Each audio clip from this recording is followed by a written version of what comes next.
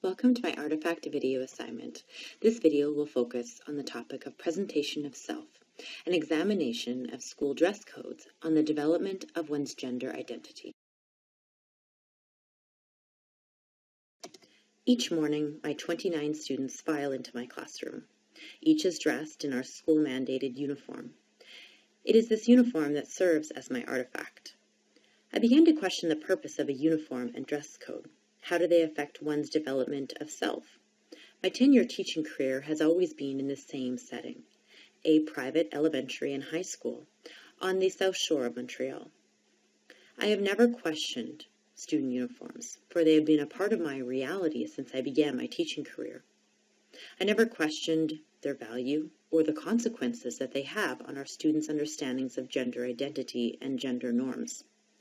According to Lumbie, one's gender identity is a creation of narratives, partly reflecting self-choices, but very often responding to external expectations.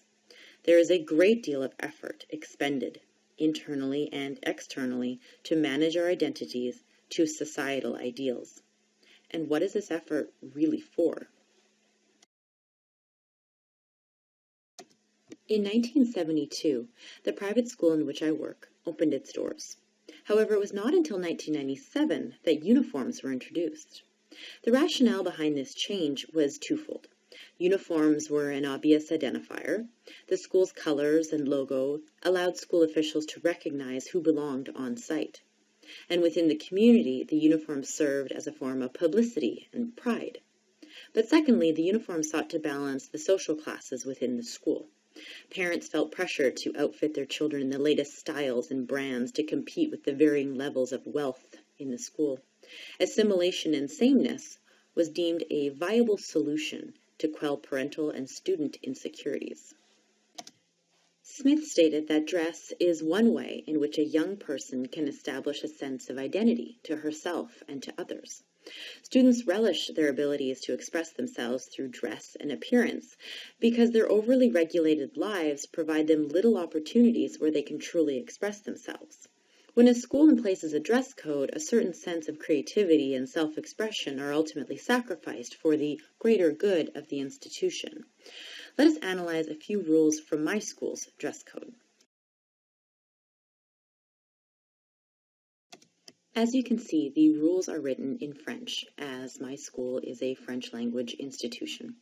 However, I will provide a brief synopsis of the rules that I find are the most restrictive for boys and girls, and have the power, I believe, to reinforce gender roles. The University Wire argued that dress codes are often put in place to determine appropriate and non-distracting clothing and grooming styles. The question then is, whose learning environment is being protected, and at whose expense? The first segment that I chose to analyze is in relation to a girl's skirt and short length. It was not deemed necessary to regulate the length of boys' shorts, for there is the given assumption that this would not ever become an issue that needs to be policed.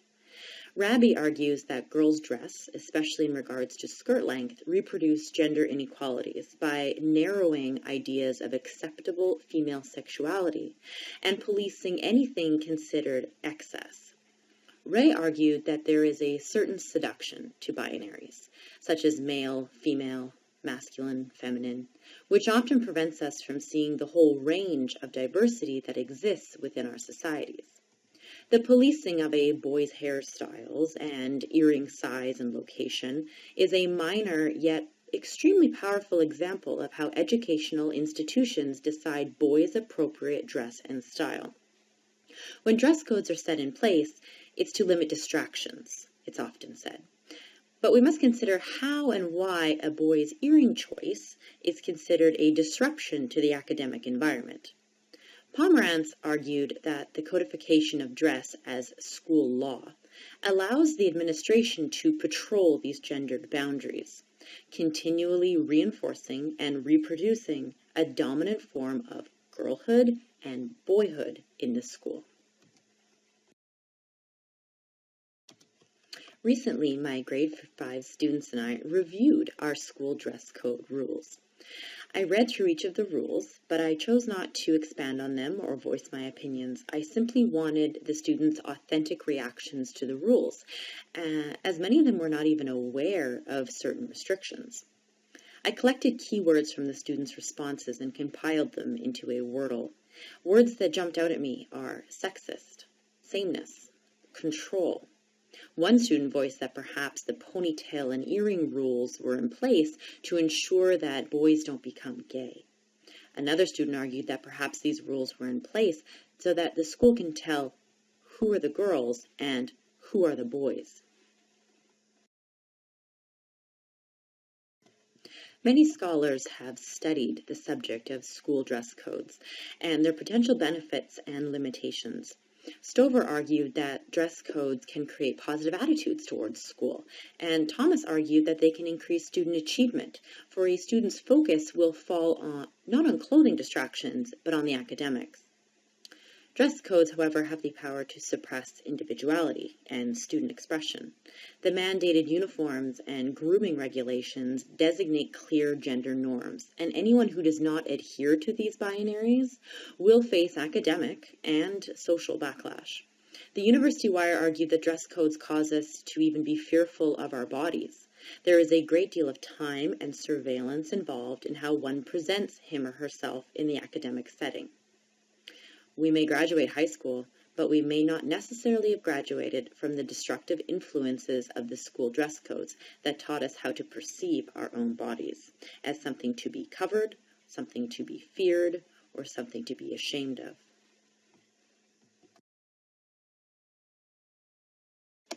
This image is on the homepage of my school's website. The boys and girls and their chosen uniforms represent the ideal candidate for our private school. Although girls have the option of wearing a skirt or pants or shorts, the publicity campaign responsible for these photos asked the female students to wear skirts for the shoot.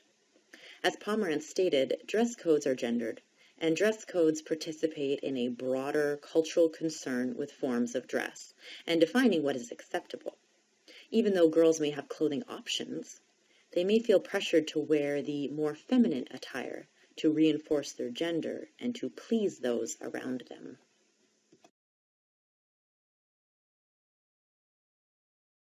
Lugg and Toombs detailed how one's dress is a very symbolic and very real panopticon. The wearer of the uniform will regulate oneself beyond the vision of the educational leaders and beyond the boundaries of the educational institution. A student never knows who is watching and who is reporting on his or her attire and styling. Senso and D'Angelo argued that Foucault's analysis of Bentham's panopticon prison design relates to all social institutions. The school monitors all activities, including how a student can present him or herself and move his or her person. Lesko argued that dress codes generate a curriculum of the body, of how a young girl or young boy or a man or a woman should be thought about, looked at, and treated. Dress codes are a visible expression of the invisible and gendered power relations that structure a school. Rabi argued that boys and girls are navigating a structural environment not of their choosing, but one strongly influenced by the double standards of normative gender and heterosexuality. Some students will challenge these gender rules. However, most will participate in their perpetuation.